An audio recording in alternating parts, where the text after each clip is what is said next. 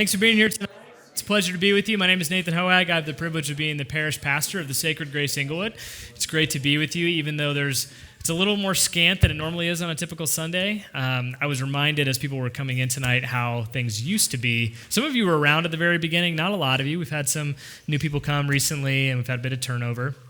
But there was a time when we would only row out chairs on this side of the room, so like 30 chairs over here, and then we'd have a big, long coffee table over here, because we value coffee and people the same, okay? Equality is a big deal around here, right?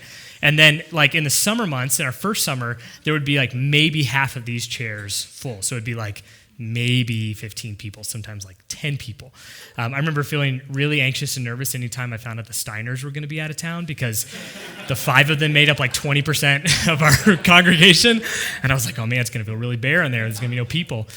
So we're really thankful for the ways that God has grown this church, and I'm really thankful that we've had to add chairs recently and start talking about second service or a different place to meet or something like that. And that's obviously down the road for a little bit. But it's exciting to be having those conversations. So it's really good to be here with you tonight, and I'm really thankful that you chose to join even this snowy evening with us. We find ourselves in this middle of this series throughout the season of Epiphany, wherein we're taking some time to posture ourselves the same way that Jesus did in the beginning of his life and ministry. He postures himself with curiosity and inquisitiveness. He asks questions. He's constantly seeking out answers, even though he's the Son of God, and in theory at least, he could answer those questions anytime. Yet he poses questions constantly to help people grow. And so we want to take that same posture, and that's what we're doing throughout the series of Epiphany, is taking this posture of curiosity and allowing people to submit questions that we're responding to. And I got to tell you, the questions you're submitting are great. Like really, really good. And I really appreciate them. And I hope that you continue to submit questions either via email, or you can go to the link at the bottom of the email that we send out every week, and you can submit questions there. You can even tear off the bottom card of your series card, write a question there, and drop it in one of the metal boxes. But the questions you're submitting are great. And the reason why the questions you're submitting are great is because there's a lot of diversity in this room. Some of you are wondering what I'm talking about, because we don't have a lot of racial or ethnic diversity in this church, but we do have a lot of economic diversity. We have gender equality is an important thing in our church. We have equal gender representation here in our church. We also have a lot of theological and philosophical diversity in our church. And that's come out in a lot of these questions. See, you don't know each other maybe as well as you might think that you do, but I know a lot of you. I've known some of you guys for years and years. I've known some of you. I've known Megan and Devin and Sue and a few others in this room longer than this church was even an idea. And in that time, we've had great conversations, and I've learned things about you. And you've learned things about me, and we've learned things about each other. And as we've done that, I've learned that there's a lot of diversity in this room, particularly theologically and philosophically. Some of you are sitting next to an atheist. Some of you are sitting next to an agnostic. Some of you are sitting next to someone who's gay. Some of you are sitting next to someone who voted for Donald Trump. Some of you are sitting next to someone who voted for Hillary Clinton. Some of you are sitting next to someone who didn't even vote. Can you believe that? Just kidding. Some of you are like, oh, shame. Some of you are sitting next to a card-carrying born-again Christian. Some of you are sitting next to some combination of all of those things, or one of those things, or 3 of those things, or whatever. It's a very diverse room, and it's come out in the ways that you've started to ask questions, and I'm really excited about that. Diversity doesn't stop here. It actually trickles into our kids' rooms. I was in the preschool room with Stephen Cooper last week, and I think we were the only white people in the room, and it was awesome. People from all over the world, kids from different colored skin and different backgrounds and different family systems. I mean, it was really an incredible conversation because these kids were different than us.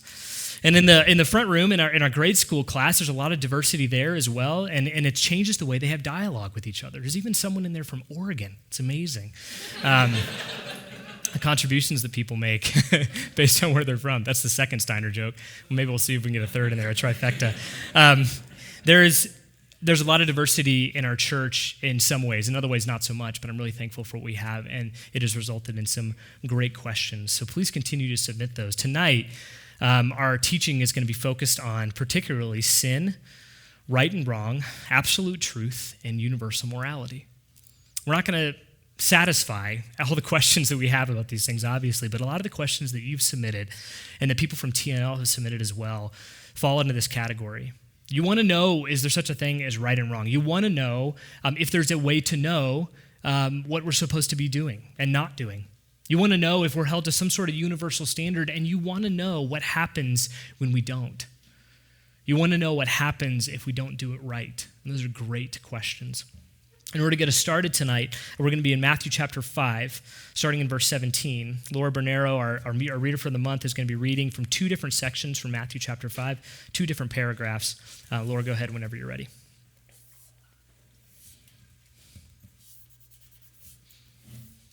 Hear the words of Jesus. Do not think that I have come to abolish the law or the prophets. I have not come to abolish them, but to fulfill them.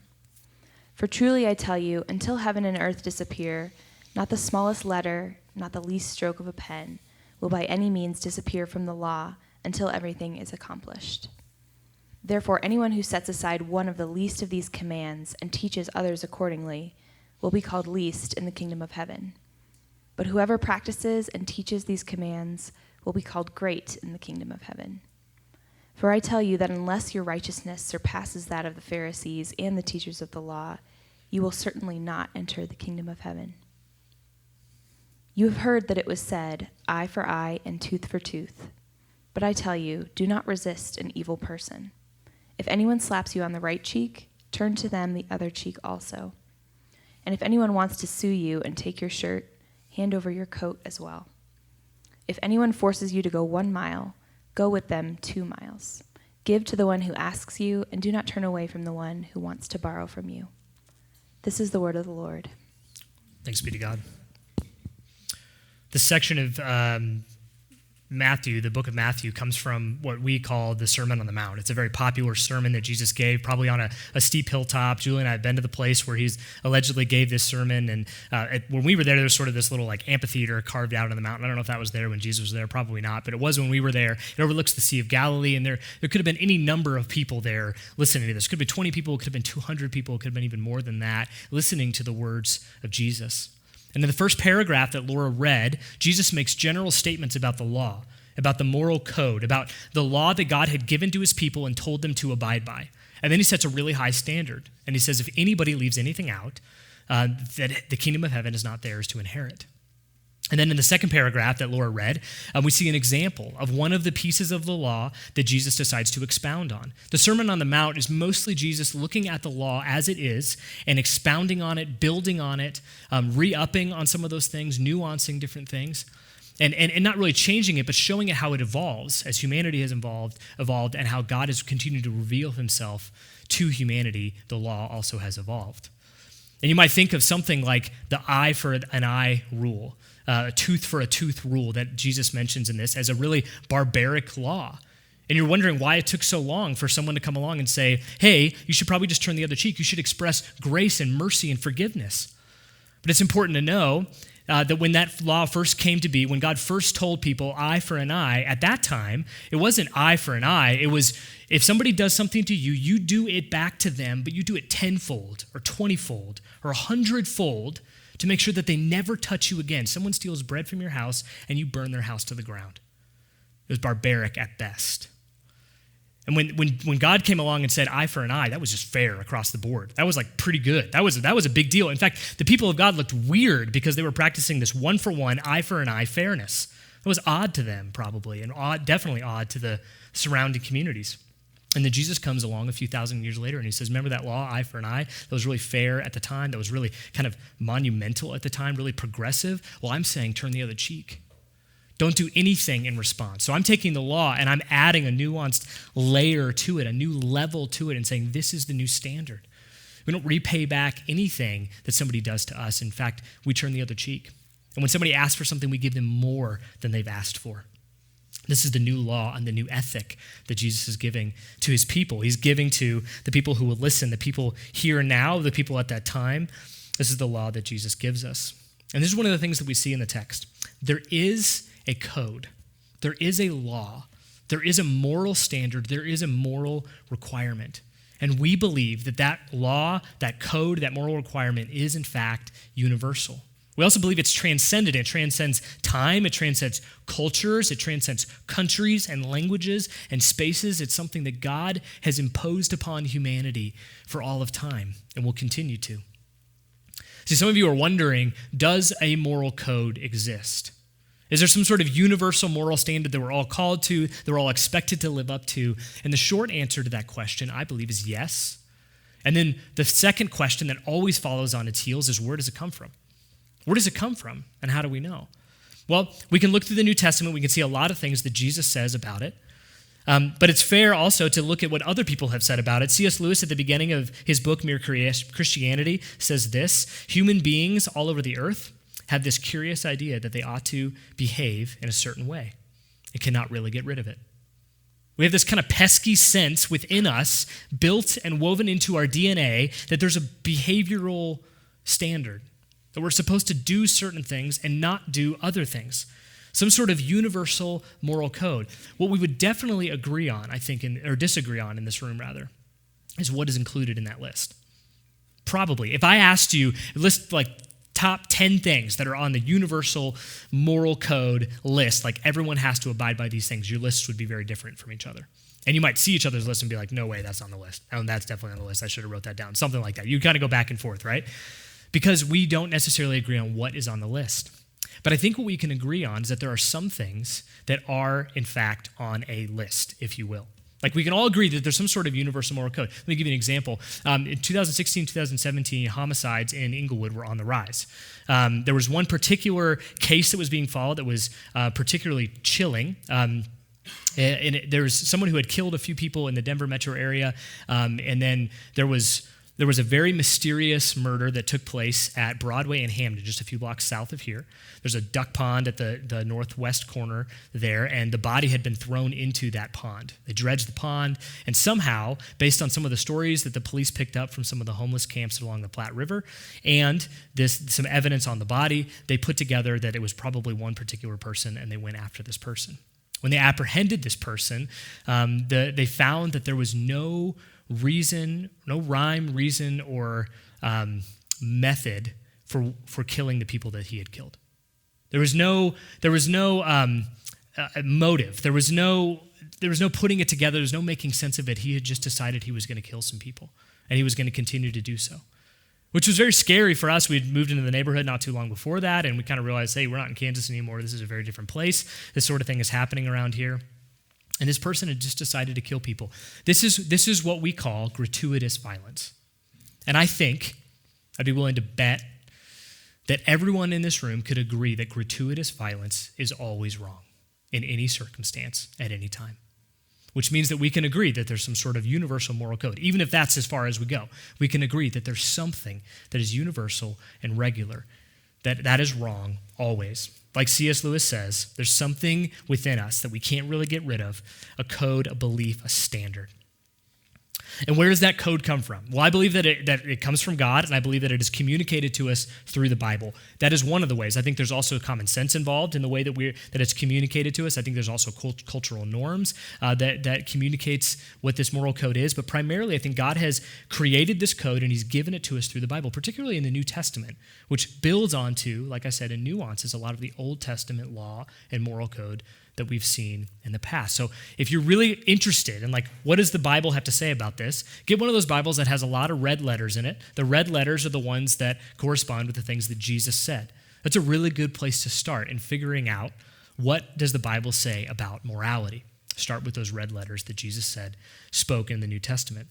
But unfortunately, we take the Bible as a source for morality. Christians do this all the time, and you probably know what I'm talking about when I unpack it a little bit. They use it as a source, and we use it in a really unhealthy way. We use it either for legalism or judgmentalism. Legalism being fear-based, and judgmentalism being pride-based. We look at these moral codes, we look at the things that are right and wrong in the Bible, and we say, I'm gonna make a list, and I'm gonna check the boxes next to the list. And I am going to do everything I possibly can to do as much as I can on that list, and if I don't, I'm afraid of what might happen to me, or I'm afraid of what might happen to the people around me. The other inappropriate way, or the wrong way to do that, is to use it for judgmentalism, which is pride-based, the belief that I'm better than everyone else. I know the code better. I know the law better. I know the standard better. And so I'm going to make sure I have it pretty well memorized, and I'm going to judge everybody else based on that, whether they know it or not. Those are the two wrong ways to read the moral code in the Bible. And when we do that, we weaponize the Bible. We use it as a way to hurt people, to harm people, to even to harm ourselves. But when we read the Bible through a lens of grace and redemption, when that becomes our hermeneutic or the way that we study the Bible, we promote human flourishing and healthy communities. Human flourishing and healthy communities. When we can take the Bible and look at the moral code that's presented in it, and we can do so through a lens of grace and redemption, you and I will see our cities flourish. We will see ourselves flourish. We'll see our relationships flourish, our families flourish, our parish flourish, our church flourish. These things will flourish when we're willing to look at the moral code in the New Testament via a lens of grace and redemption. This is the right way to use the Bible, if you will, rather than legalism or judgmentalism. Is there a universal moral code? I believe there is. Where does it come from? I believe God has created it, and I believe that he's spoken it to us mostly through the Bible. There's one particular issue that people take with this belief that God is the one who created this moral code and has communicated it to us. And that is, they say, well, the Bible is human-made. The Bible is human-written. And so what if this moral code is also human-made? What if it's also human-written and human-constructed? I have one caution for that and one encouragement. The first is, if this moral code, this universal moral code, is in fact human-made, then that means it can change. It means it's socially constructed, and it's just simply something we all need to vote on, more or less, to make a change to. This is something that hate groups thrive off of. They believe and they even portray that they are perpetuating some sort of conservative, long-held value or belief system, when in reality, they're using morality at their whim to accomplish their goals and their own bias. They believe that morality is malleable and it's self-serving. It's something that they can use for whatever they like because it's just socially constructed. It doesn't come from any other source anyways. So I'd be cautious in saying that morality is socially constructed and man-made, because that means it can change, and that is a very dangerous path to go down. The second thing, the encouragement that I have for you, if you're struggling with morality coming from God, remember for a second that a parent gives their child things that they should do and shouldn't do. It gives them the guidelines and guardrails to keep them from doing things that would hurt them or harm them. There's all kind. My kids do not understand why they can't eat candy all the time. Like, they just don't get why they can't just eat candy for every single meal. And even if I gave them tons and tons of candy and they got sick, they would still ask for more candy. Like, they wouldn't put that together. They're too young to do that. And so we give them guidelines and values and guardrails, and they don't understand that. And yet, that's my job as a parent. And God took it upon himself to create a moral standard and a law for us to follow, rights and wrongs. And if we're honest, and if we take a really good look at it, these aren't exactly that easy. I mean, we used one a minute ago. We talked about murder. We talked about gratuitous violence. That's kind of an easy one to be like, don't do that, right? Like, don't kill people, okay? But beyond that, if you look at what Jesus says in the New Testament, there is all kinds of stuff that, he says that if you look at someone with lust, it's the same as committing adultery. It says if you're angry at someone, it's the same as murdering them. I mean, the bar is high. The standard is really high. And so the law that he's given us is not like easy to just jump into. It's not easy to just fix. It's not easy to live up to. And that leads us to the last question, the question that some of you are starting to mull over right now, which is, what happens with our immorality? What happens when we don't do it wrong? I have this theory, and mostly because I know most of you in the room, but I have this theory that everyone in the room is pretty good. I think you're all pretty good people. I've gotten to know a lot of you.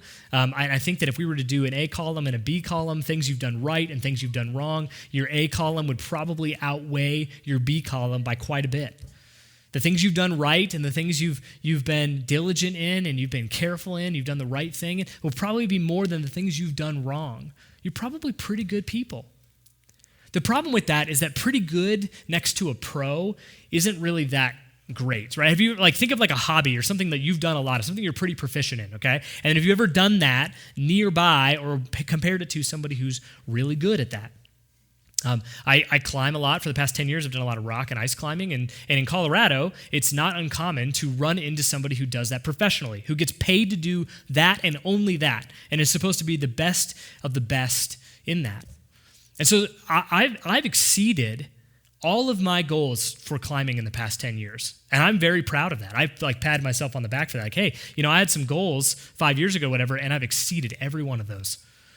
And I cannot tell you how many times I've been excited about that and then turned to my right or my left and seen somebody doing something that is literally impossible. Like they're actually scaling something that nobody should be able to climb. It's impossible. I'm looking at it going, how can that be? How can you possibly do that? No matter how hard I work, I would never be able to be at that level. Even if I quit everything else I'm doing and only did that and got paid for it, I could never do it at that level. Pro versus somebody who's pretty good. It makes me look like a beginner. I look like a chump out there, right? It's a completely different game when you compare somebody who's pretty good at something to somebody who's a pro. Now, if we take God as the standard, okay? If we take who he is in his character and take his perfection, okay, his purity and his perfection, and we compare that to us being pretty good. If we compare that to us being pretty good, we might not seem so good after all, right? And that's not to say that you're bad. I believe that sin is pervasive, immorality is pervasive. It's like water. It kind of finds its way into every nook and cranny. You can ask the Mills about that. They've had issues with water and sewage and all kinds. Dwayne had to chase water from his basement all the way up the wall, 3 stories to his roof. It finds its way in and it gets into everything. And sin is kind of like that. It just creeps into every part of who we are. I don't believe we're as bad as we could possibly be. I don't believe that at all. I think we're, like I said, pretty good people. But sin kind of finds its way and touches every part of our lives. And when you think about that and think about the way that we might be immoral people, we have to answer that question. What happens to that immorality? Well, the Bible says, pretty simply, that there is something to pay for that. There's some sort of price that has to be paid for immorality, for not living up to that law, for not living up to that standard that Jesus talks so clearly about in the Gospels. And the question that comes on the heels of that pretty quickly is that price that has to be paid hell? And if so, what is hell? The short answer to the first part is yes. The short answer to the second part is I have no idea. What is hell? We don't really know. And anybody who pretends like they can describe it and they know exactly what it's like is making things up, because hell is not something we have a lot of information on. Heaven, for that matter, by the way, is not something that we have a lot of information on. All I know is this: the Bible describes those of us who have continued to live in our immorality and just kind of let that be as it is, describes us as dead. Not like sick, not like limping, wounded, but just dead. Dead in our immorality. Dead in our transgressions is what it calls our sin, our brokenness, the things that we've done wrong. Dead. And the one thing that I know about something that's dead is it will stay dead unless something makes it not dead, okay? Nathan's first law of dead things, okay? Something that is dead will stay dead unless something makes it not dead. And so if that's our state, if that's our being, if that's who we are, in some capacity, not all we are, but who we are in some capacity, something has to intervene. Something has to intervene. And we believe that thing is Jesus. Jesus offers life in the midst of death. Jesus offers life and abundant life at that in the midst of death and brokenness and immorality. You can see it all around you. When you look around at the world and as much as social media really does not need to be our pulse for what's happening around us, even just a quick glimpse there or just in our interactions that we have on a day-to-day basis, you can see that there is brokenness all around. And in the midst of that, Jesus is offering life. He even said, I came that you might have life and have it to the full, abundant life. Not just in the future, like after death, but now too. Dallas Willard once said that eternity stretches all the way to the ground. It's something that we get to experience, taste, and see even now. Jesus offers life. We don't know a lot about hell and heaven. We don't know a lot about what is to pay for our sin. We don't know a lot about life after death, other than that it includes either life or death. Life after death includes either life or death. That's about all we know to this extent. Tonight I'm going to make probably the closest thing to an altar call you'll ever hear me make. We have neither an altar nor will I ask you to come forward, so you guys can just take a deep breath and relax. But I wanted you to know kind of where I'm going with this. Tonight I want to invite you to consider something. I'd like for you to consider tonight Jesus. I'd like for you to consider life tonight.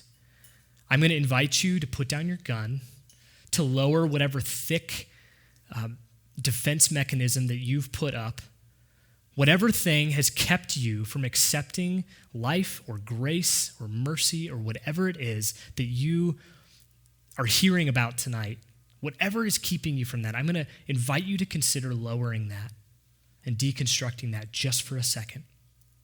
Because if you're honest, you're tired. You're tired of trying to get it right. You're tired of trying to figure this out.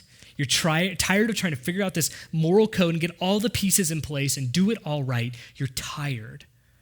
And so I'm going to invite you to consider Jesus.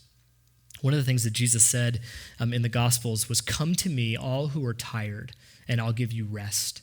My yoke is easy and my burden is light." By yoke, he meant that piece of wood that goes between the necks of two oxen and was often really heavy laden with a huge burden. He may have even been pointing at oxen when he said it. He said, "My yoke is easy. It's not like that one.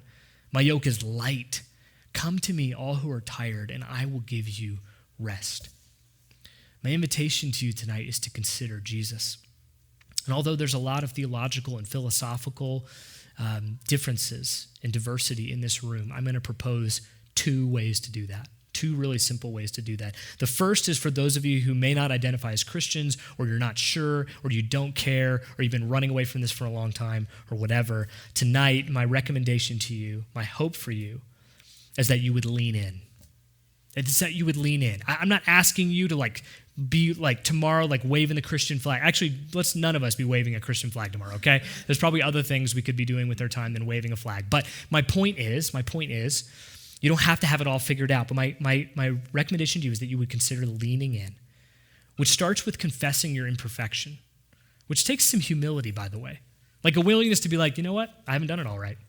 No, because there's things I've screwed up. There's things that I have not done right. Be honest. Do an honest inventory of some of the things you've done and left undone. The second thing would be, in that category, would be ask Jesus to step into your place. One of the things that we know about Jesus, one of the things we learn in the Bible about Jesus is that he is an atoning sacrifice, or he steps in and takes our place rather than us experiencing death. He experienced death so that we could experience life. It's a gift that he gives us. Ask Jesus to step into your place.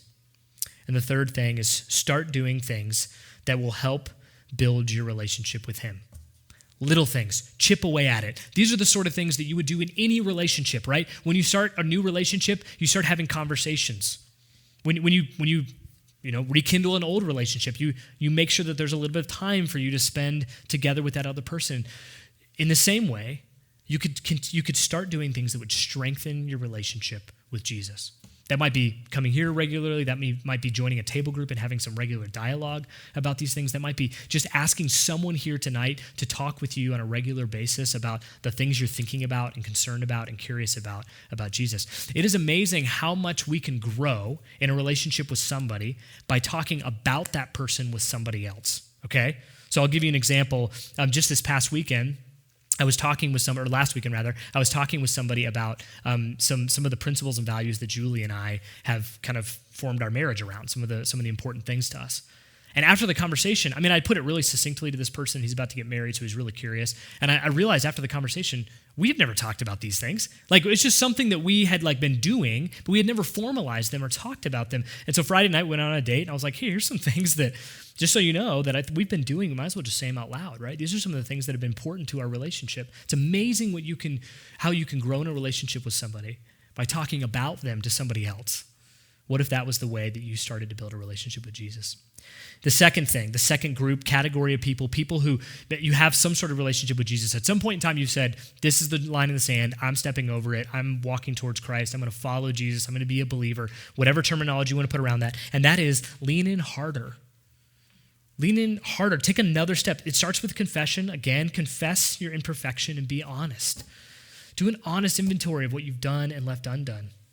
Second thing, thank Jesus for stepping into your place. There's a lot that can be said for a regular habit of gratitude in any relationship. Not a one-time okay, I'm going to be in this relationship with Jesus, but a regular expression of gratitude. And the third thing, take another step towards dependency. Some people sign on the dotted line and go, all right, I'm a Christian now, and then they kind of just keep doing their own thing rather than taking regular steps towards more an increased dependency. So here's a question for you. When was the last time you did something that increased your dependency on Jesus? When was the last time you did something or thought something or believed something or tried something that increased your dependency on Jesus? These things that I've just talked about can happen in the form of prayer. It could happen tonight. It might be something that you pray tonight to either lean in harder or to lean in for the first time. There is no magic words. There's no magic prayer that you have to pray, but it might start there. It might be a good way to start tonight. It might start with the Eucharist tonight. We're going to take communion here in just a minute, and we're going to experience the elements, the blood and the body, these elements that Jesus gave us to experience him through. It might start with that. That might be the moment at which you say, I'm stepping over this line or throwing a stick in the fire or whatever you're going to do to be in, to say, I want to be a part of this relationship. Whatever you do, don't keep it to yourself. Christianity was never meant to be practiced in isolation. Never. You were not designed to live this spiritual life in total isolation. Rather, it was meant to be in dialogue with each other. It was meant to be in conversations. I want to know about it. You don't have to be able to articulate it and be like exactly all the right words about what you did or didn't do tonight, but I'd love to know about it. The people next to you would love to know about it. Your table group would love to know about it. Come to a welcome dinner or a community dinner or something like that and tell us a little bit. Tell us about your experience, where you are as you're learning to follow Jesus. You're tired. I'm tired. We're trying to figure out what to do about the fact that we haven't lived up to this universal moral standard. We're trying to figure out what to do, and the burden is heavy. But Jesus says, come to me, all who are weary. My yoke is easy, and my burden is light. Let's pray together. Heavenly Father, thank you for giving us freedom and for giving us life, for offering that through Jesus. I know that there are people in this room who feel as though there are a lot of paths toward freedom and a lot of paths towards life. But Jesus, you spoke these words that are almost haunting when you said that you are the way, the truth, and the life, and nobody comes to the Father except through you. And we want to take what you have to say seriously, God. So tonight, and maybe tomorrow or the next day or whenever some of our thoughts catch up with our actions, I pray that we would be willing and courageous and brave to take a step to either initial relationship with you or a deeper relationship with you. And I pray that we would do that together, that we would be corporately and collectively and familially moving towards you and leaning into you. I pray that you would help us to do that as a church. Thank you for this time. We pray these things in your name. Amen.